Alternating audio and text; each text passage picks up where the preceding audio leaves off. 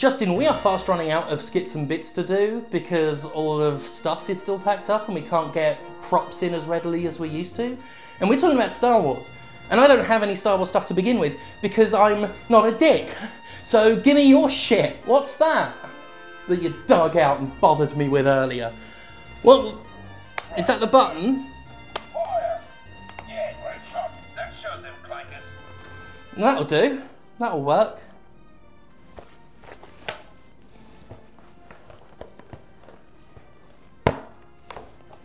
It's broken. Get rid of it. Get rid of it. Get rid of it. It's broken. Almost 50k beg EA to keep Star Wars Battlefront 2 alive. So reads the headline of an email I received from Change.org this week, which currently hosts a petition that, well, does what Change.org says it does. It begs Electronic Arts, like a little lost orphan holding their empty bowl out for more gruel. See, it doesn't just ask Star Wars Battlefront 2 to stay alive. In fact, Star Wars Battlefront 2 isn't dead. You can play it right now, and likely will be able to for quite some time. No, this isn't about bringing back an old game from the dead. This petition literally begs EA to allow common serfs the privilege and the honour of giving EA more money. Continue paid support for Battlefront 2, reads the petition's headline, which makes sure to communicate to EA that there's some money in it for them. Star Wars Battlefront 2 is one of the greatest video game redemption stories of all time. From a disastrous launch to a complete success, the transformation of the game is inspiring to all Star Wars fans and gamers alike. Unfortunately, the game was cut short while still having so much potential for wonderful new content. New maps, heroes, skins, private matches, private servers, etc. are a must for this game. All those who sign this petition would be willing to pay for new DLC to keep this awesome game alive. Save Battlefront 2! Yes, save. Save Battlefront 2. Save it! What needs saving? It still exists, it's still playable, and while EA will no doubt drop support eventually, it'll likely remain playable until EA pumps out a fresh alternative. All that's really happened is that Star Wars Battlefront 2 recently got its final big content update. In fact, DICE has already said that the game's still getting support in the form of patches for both technical and gameplay improvements. On top of that, the game is getting an ongoing calendar of public events, with one occurring every Monday, Wednesday, and Friday. There are online games being played today that would kill for that kind of support. Star Wars Battlefront 2 is not dead, nor is it in need of saving. It's simply not getting more stuff after over 2 years of stuff. This petition has already given those on the corporate side of this exchange a chance to rewrite history and vindicate themselves despite the awful shit they tried to pull. In responding to the petition, DICE producer Ben Walk seized on an opportunity to reframe the original backlash, claiming, "You keep posting this to me, but I'm not sure what you want me to do with this. The team has seen it, but it's not our call. I really love that almost 30k of you have signed this, but over 200k signed the alternative petition to this 2.5 years ago. Perspective."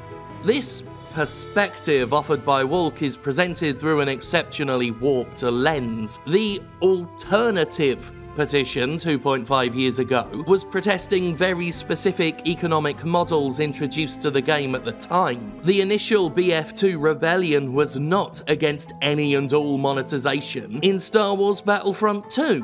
It was against in-game gambling mechanics, expenditure-based gameplay advantages, and 40-fucking-hour grinds that were embarrassingly described by EA as supporting a sense of pride and accomplishment. Ben Walk is exhibiting some palpable frustration, and from his point of view, it may be understandable. From his point of view, it really may be as simple as he's presenting it. He's gone from seeing people upset about spending money on the game to seeing them upset about not spending money on the game. That is, however, a most reductive view of the situation that robs it of any and all context, and his snippy point of perspective seems to imply that the fanbase did it to themselves, that they once dared to protest the game's intrusive monetization, and now they're reaping what they so. In reality, the two petitions can't really be conflated unless you take an almost insultingly rudimentary view of them. Now look, I do get that Star Wars Battlefront 2 had a lot of free content updates, mostly because the monetization fiasco had gotten so bad it was really hard for them to find ways to monetize the game anymore. And not everyone signing the petition is doing it because the only value they see in a game is its monetization. No, a lot of them are doing it because the only value they see in a game is whether it's constantly updated, whether those updates are free or not. But offering meekly to pay for these updates feeds into an attitude that a lot of gamers TM have. That games need ongoing content to remain alive, that ongoing content costs money, and therefore, the more shit there is to buy, the better. It's the same attitude that props up the single player is dead myth that publishers like to bandy around. Single player games were never dead, they're just monetary dead ends if your primary focus is recurrent user spending. Don't help them. Begging to spend money to keep a game alive when it isn't even dead fosters the exact kind of environment that executives want. They want a game's lifespan and a game's monetization to be one and the same, and they want you to be grateful for it. Star Wars electronic lightsabers. Which side will you choose? The side of Anakin Skywalker or the dark side? The idea that Star Wars Battlefront 2 is some kind of inspiring redemption story is a popular one among current fans of the game. And it can't be denied that the game definitely went from total fucking dogshit to better than total fucking dogshit. Battlefront 2 historically is one of the biggest backfires in video game history. Initially conceived as a way to swindle money out of Star Wars fans, the game's initial pay-to-win system was so offensive, EA was forced to revamp things before the game's official launch, the first move in a daisy chain of blunders and fixes and blunders that became such a huge controversy. Battlefront 2 can be credited in a significant way for loot boxes coming under the legal and political scrutiny that today makes their inclusion in games more difficult than it used to be. That Electronic Arts' obnoxiously wanton avarice had a direct impact on the regulation of said avarice is one of my favourite examples of poetic justice in video games. That's why it makes me feel quite genuinely sick a little bit when I see the very people EA tried to exploit and prey upon actively pleading with EA to sink its fangs in deeper. Adjacent to all this, I've been increasingly concerned by the implication that the moment a player runs out of excuses to constantly toss money at a game, even if that game already cost upwards of $60 to begin with, it's perceived as dead. That simply logging on and playing a game isn't enough. There has to be more expenditure to look forward to. The only way to know if a game's worth playing is if you can keep spending money on it. And in a way, I can't judge that attitude too harshly, because the audience is just picking that attitude up from AAA publishers, some of whom have proven willing to drop support for a game when it doesn't turn into an overnight cash cow. In the words of this petition, new maps, hero skins, private matches, private servers, etc. are a must. All those who sign this petition would be willing to pay for new DLC to keep this awesome game alive. Save Battlefront 2. Would you rescue me? Would you rescue me? It's sadly not uncommon to see a dedicated set of customers actively campaigning for more DLC and microtransactions in video games. The game industry has done a terrific job of normalizing aggressive in-game monetization and has proven ghoulishly adept at training its customers like good little doggies. Publishers have tied in-game economies so closely to continued game support that these two very different things are one and the same in the minds of many players. I've actually seen commenters on social media complain when a game doesn't have microtransactions, usually to speed something up that they perceive as lengthy and grindy, because the industry has trained people, especially those too young to remember what's been carved out and resold to us, to believe that buying your way to a more luxurious experience is the done thing. We've now seen almost a decade of microtransactions in $60 games, fee-to-pay games if you will, and over 15 years of publishers makers steadily pushing the envelope with downloadable content. The sad fact is, most of you watching this video are in your 30s to your 50s. I mean, I say the sad fact, you're the ones with money. Thanks for your support on Patreon. But seriously, you're between your 30s and your 50s, most of you. I've got the stats to back it up. I don't appeal to the vast majority of young people because I'm old and nightmarish and I talk about boglins, and we are all inevitably joining the ranks of the old guard, the fuddy-duddies. Truth be told, the shit I talk about and the way I talk about it doesn't have that kind of mass youth appeal. Every now and then you can get a massive backlash, see Battlefront 2, but to most people I'm just that weird old freak who never shuts up about microtransactions. We are to be replaced by a generation that has only known cosmetics as primary loot box contents and marketplace commodities, with anything earned in-game being the anomaly. A generation that has only known $60 AAA games as starter products onto which any number of deluxe editions and season passes and further premium content is bolted. Sure, most of you watching this still remember that what sold as microtransactions today were all gutted from basic game experiences and resold to us at a premium. But you know what? We are going to die, and before then we will be steadily outnumbered by terrifying young people with futures and dreams and all the other things we gave up as we got older and more aware that futures and dreams are garbage. It's what I always knew and said was coming. All the mainstream game industry has to do is outlast the people who remember a time before microtransactions, and boom. Microtransactions are no longer seen as aberrant even by a niche set. They will have always been there. They are normal. Now, I'm not saying that my generation is immune to this. For God's sake, I was born in the 80s, when cartoons really went to town in turning themselves into glorified toy commercials. Sorry, sometimes I'm startled by my own consumerism, but the point stands. You know, we were suckered in a different way. When I grew up, these toy commercials had just more or less always been there. Thundercats, Transformers, He-Man, of course, and it raised a generation of good little consumer doggies who would lap up the merchandise, the product, the toys, the busts, the statues. Must have. Must have. So what I'm trying to say is, you're all fucked. You're all fucked. There's no getting away from it because you're all fucked. And that is my talk on capitalism.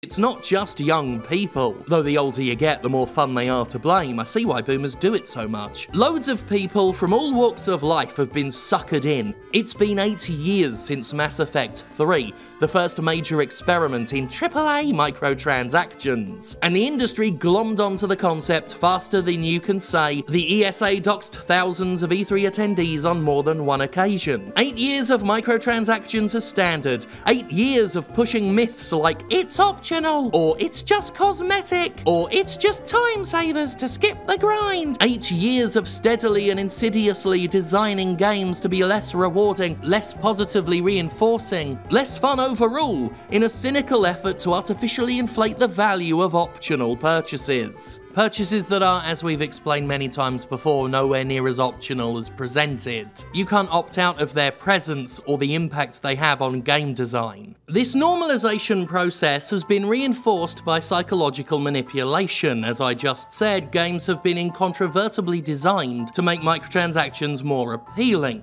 wasting the player's time, filling loot boxes with undesirable and duplicated content, leveraging cosmetics to encourage players to spend money to keep up with the Joneses. The industry makes no secret of how it beguiles players.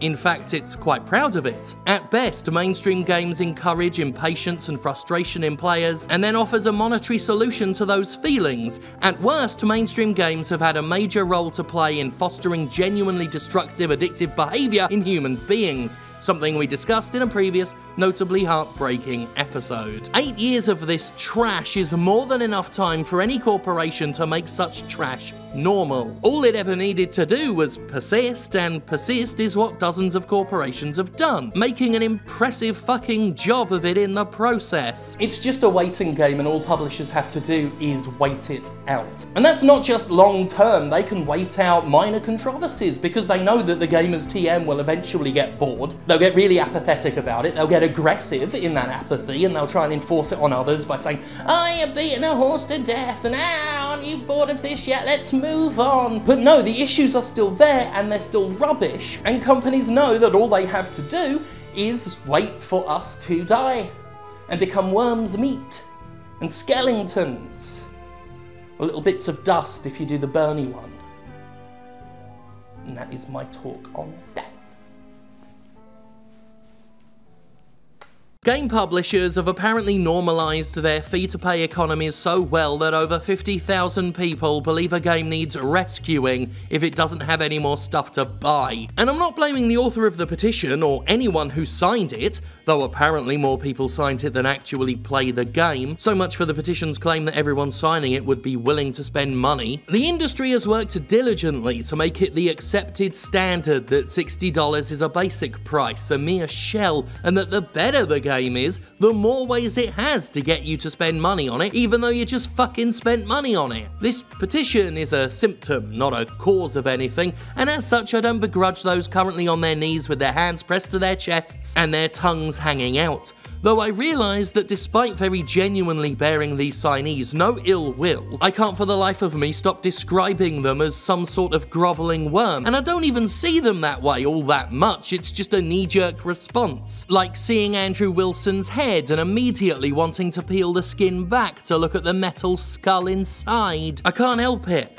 But seriously, I have no major opinion on the grateful corporate thralls that disgust me. It's not the people, it's the act. The actual act of begging Electronic Arts for a new excuse to throw money at Electronic Arts is, in my opinion, a little bit disgusting. Especially because for all the talk of redemption being thrown around, the publisher itself deserves no such redeeming. EA has and always will continue to find new and sinister means of tricking money out of people who have already spent money, and the idea that anyone in that company could look at this petition and feel even just a little bit justified in trying to turn Battlefront into a vulgar microtransaction vector is gross. The idea that anyone could look at this petition and think, oh, how the worm has turned, is not only wrong, but repulsive. Fuck redemption. Electronic Arts doesn't care about your redemption, it doesn't need your redemption, it's not asking for redemption. If it was ever sorry about the things it's done, it would stop finding newer, more subtle ways of doing them. If Star Wars Battlefront 2 had been a solid game at launch, I dare say fans would have had more content than they got. If DICE and EA didn't spend weeks after release having to put out a massive PR dumpster fire and implementing rash game updates for the sake of appeasement, more time could have been spent on making a good game great instead of an intolerable mess basically tenable. If EA hadn't torpedoed Battlefront's reputation and turned a surefire winner into a gigantic fucking disaster, Ben Walk wouldn't have to say, for additional perspective, 30k is considerably less than our weekly players. Back when the petition did indeed only have 30,000 signatures. Just saying, if the game had actually landed the crucial first impression,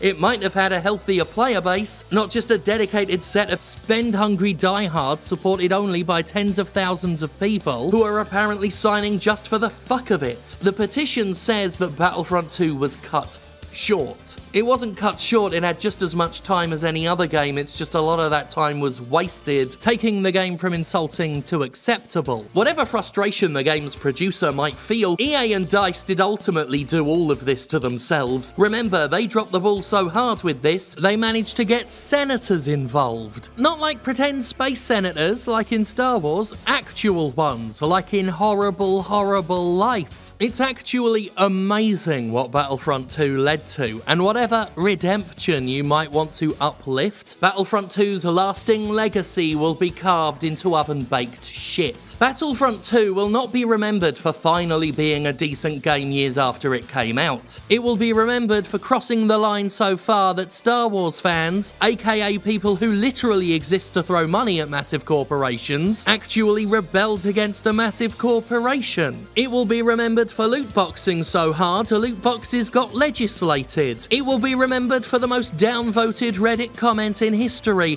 It will be remembered for that time an executive lied about cosmetic DLC being impossible when it was possible in the previous game and became very possible in the current one. It will be remembered for that same executive saying nobody wants a pink Darth Vader when that's exactly what everyone should want. It will be remembered for EA telling its investors that removing the loot boxes would not have a significant financial impact on them, providing us with ammunition for years to come. People worked hard on Star Wars Battlefront 2. They worked hard on it before launch, and they worked damn hard afterward. It sucks, undoubtedly, undeniably, for those people to see their labour turned into a punchline and a cautionary tale. But it's not our fault that happened. It's Electronic Arts' perspective, yeah? Electronic Arts isn't your friend. I mean, pretty much any video talking about big companies will tell you that they're not your friend. That's one of the ultimate cliches in this line of work, but it's also true.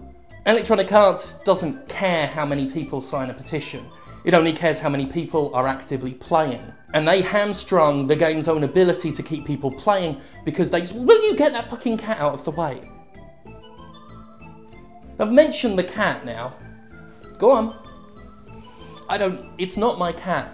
I'm not even very fond of it.